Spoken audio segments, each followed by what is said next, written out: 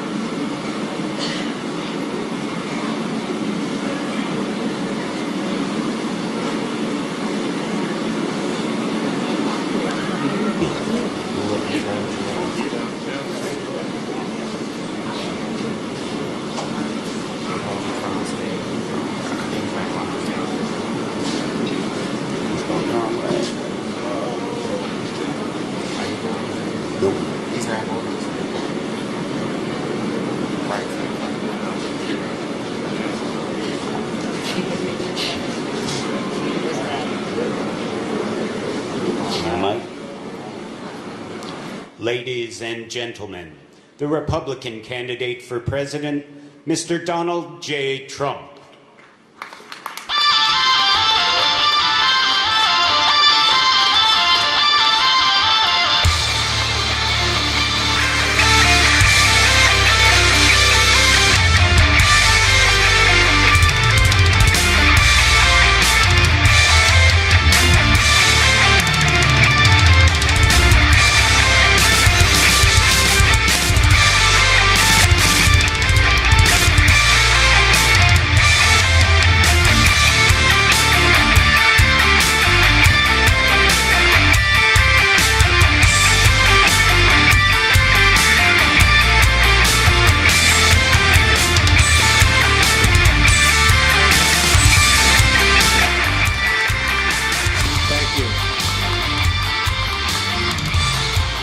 It's a great honor, and I am very, very grateful being here today in front of so many distinguished people. I've met more generals than I've ever seen in my life. I like them and they like me. A lot of endorsements, I can tell you. My special gratitude to General Ashenhurst and General Hargett and to each and every one of you. Thank you very much. Thank you, folks. The National Guard of the United States has defended this nation at war, kept our citizens safe at home, and rushed into danger wherever it has threatened our people. Our debt to you is eternal. Yesterday was the 15th anniversary of the 9/11 attacks. The National Guard was sent to assist in the aid and recovery, and these are serious, serious bad days for our country. The recovery efforts at Ground Zero in New York City, and I was there, and I know what you went through. Since 9/11, there have been 780,000 members of the National Guard deployed overseas, including those with multiple deployments. Right now, 10,000 members of the National Guard are in Iraq, Afghanistan, and many other countries all across the world and doing an unbelievable job. Members of the National Guard come from all walks of life, work at every kind of job imaginable, and juggle 1,000 different challenges as they raise their kids, serve their states, and answer the call of duty for their country. I am given the honor to serve as your president, which I think will happen, but we're going to soon find out. We hope.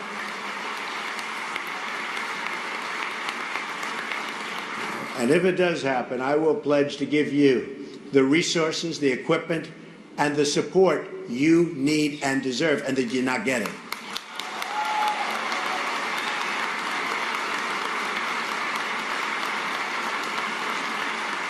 You will have a true and loyal friend in the White House.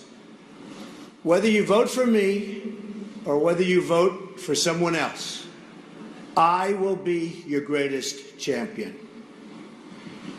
I will not let you down.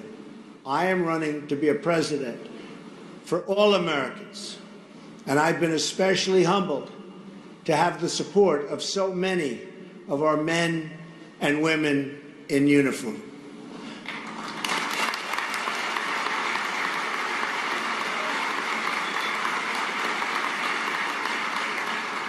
All Americans, you know what I mean.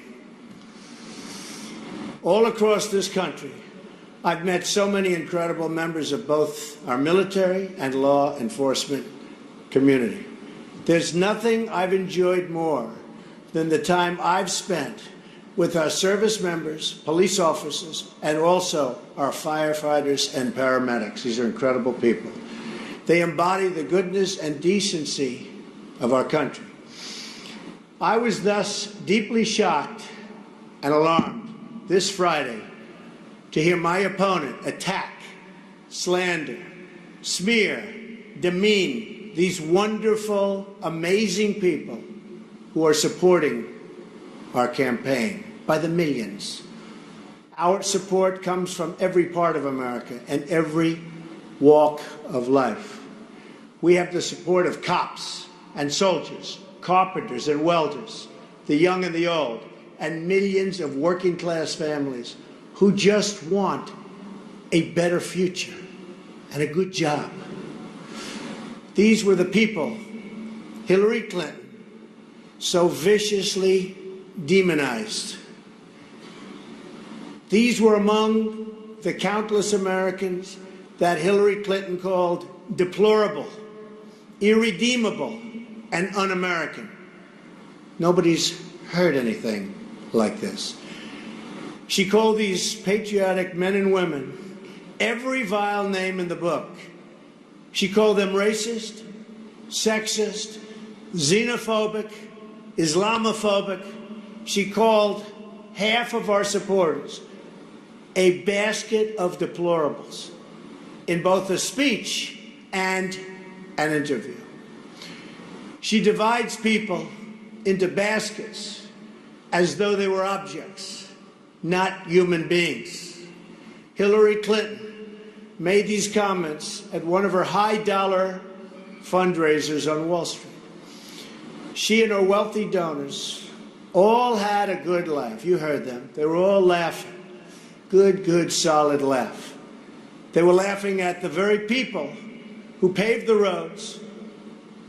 And these are the roads that she, with all of her security, drive on.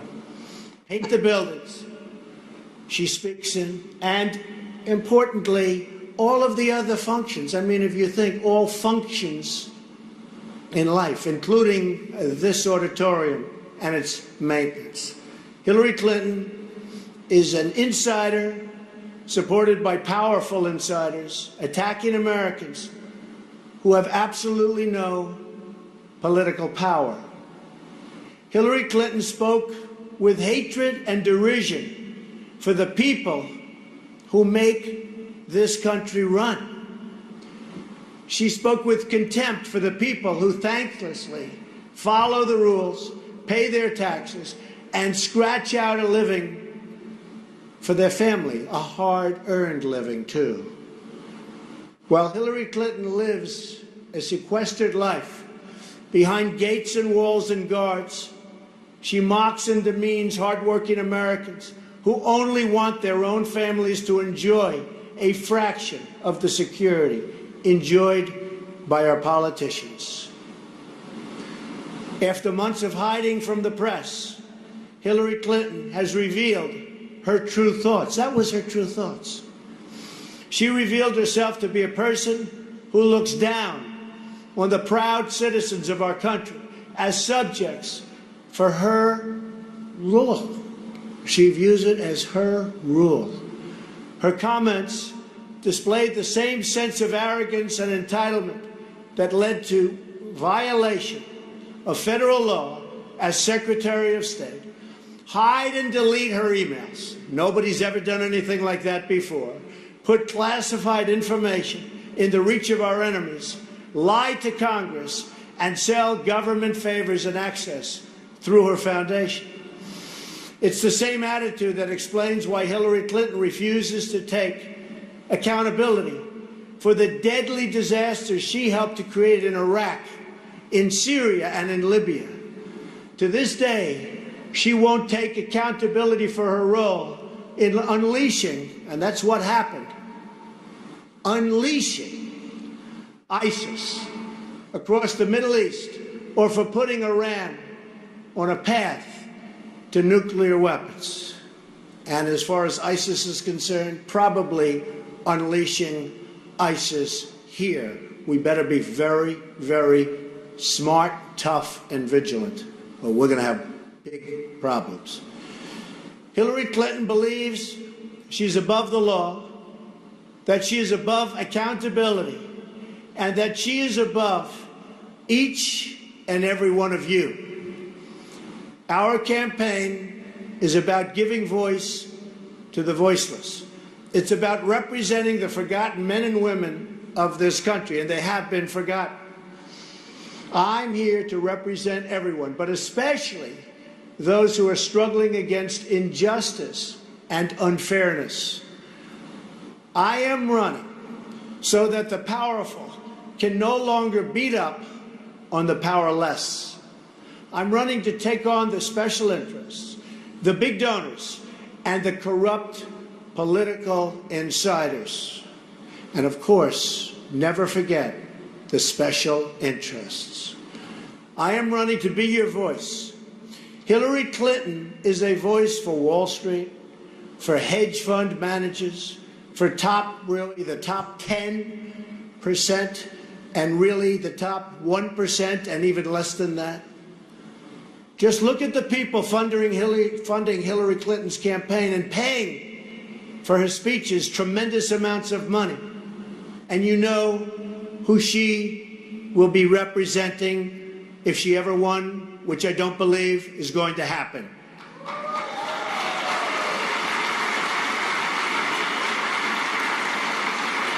In fact, if you look at the recent polls, the ones over the last few days, we're doing very well. That I can tell you.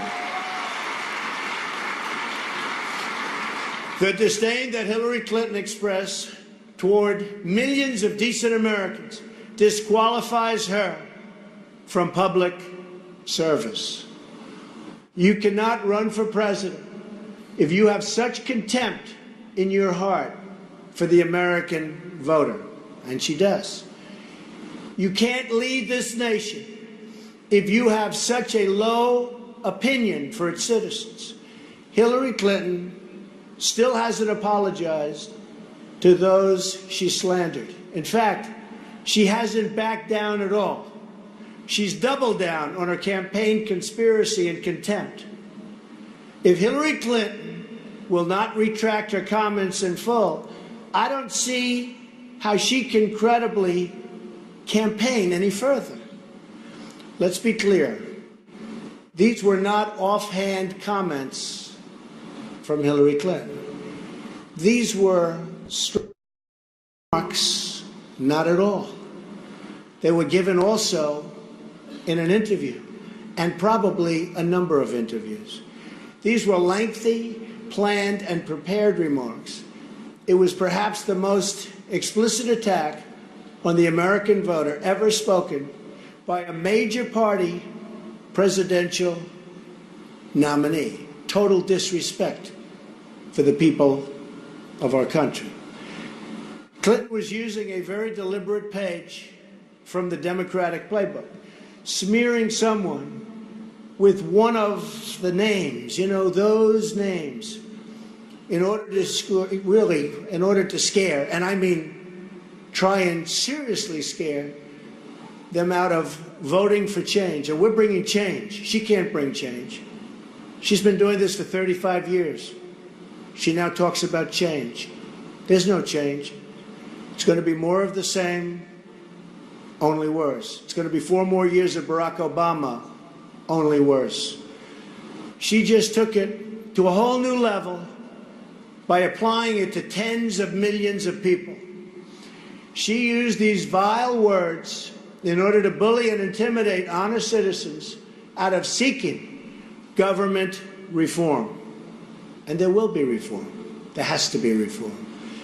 People who want their immigration laws enforced, and we have no choice, we have to do that, and their borders secured, are not racists. They are patriotic Americans of all backgrounds who want their jobs and families protected.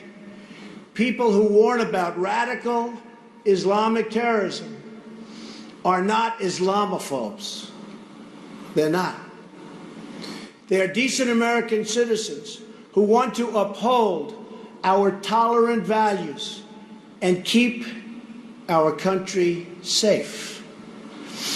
People who support police and who want crime reduced and stopped are not prejudiced and are not bad people.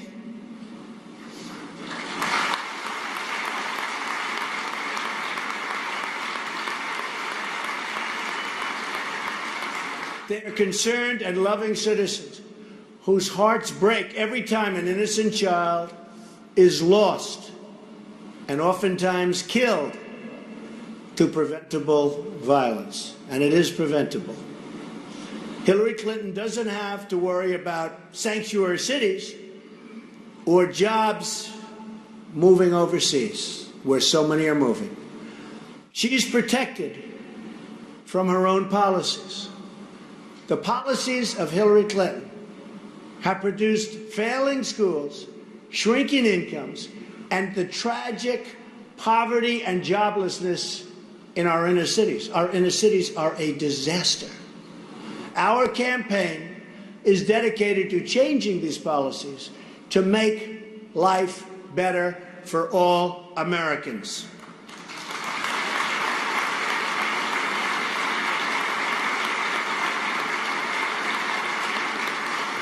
We are the campaign of school choice.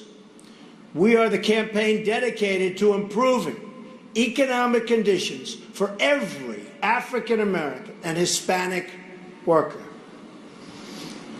And we are doing amazingly well with African American and Hispanic workers. You've been seeing that over the last week. We are the campaign that will deliver a government of, by, and for the people. This change agenda includes a new foreign and new military policy. We are going to put the failed policy of the past, and there are many, behind us, ideally way behind us. We will empower our generals to do the job they were hired to do, and that begins with defeating and destroying ISIS.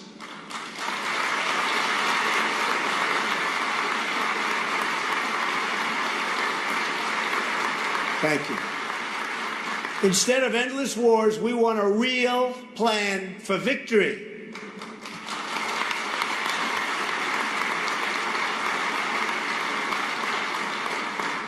We will abandon the policy of reckless regime change favored by my opponent, and we will instead work with our allies to advance the core national security interests of the United States. America first. Remember that. America first.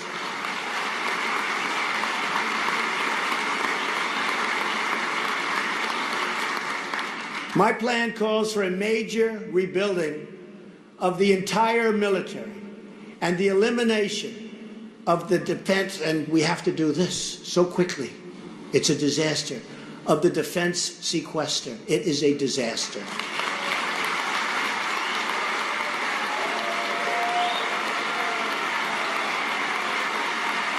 Have no choice. It is a disaster. It's called depletion. We have been depleted as a military. We can't let that happen. The greatest men and women on earth, but we have been depleted by what's taken place. In this rebuilding, we will provide our National Guard with the best modern, state-of-the-art equipment in the world, bar none.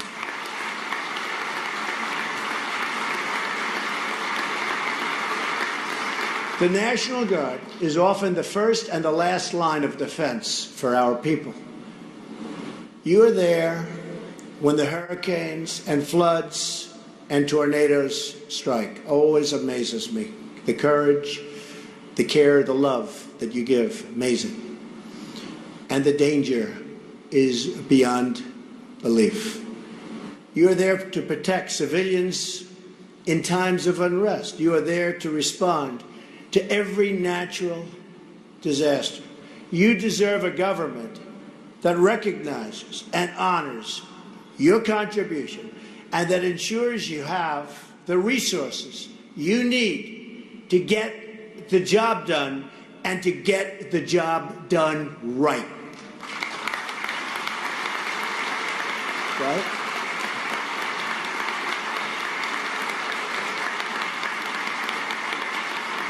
In a Trump administration, the National Guard will always have a direct line to the Oval Office, and I mean direct.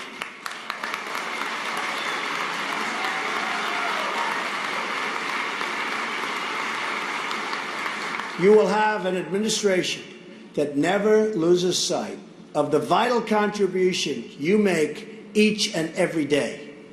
You will have a president who supports, promotes, and speaks up for the National Guard at every single turn.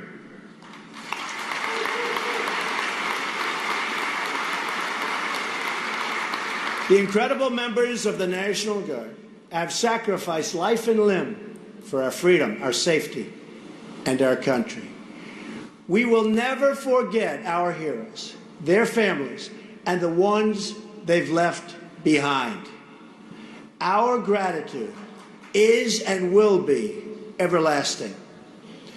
We will protect those who protect us, and we will follow your example of unity, working in common purpose and for a common cause. We will be one people under one God, saluting one American flag.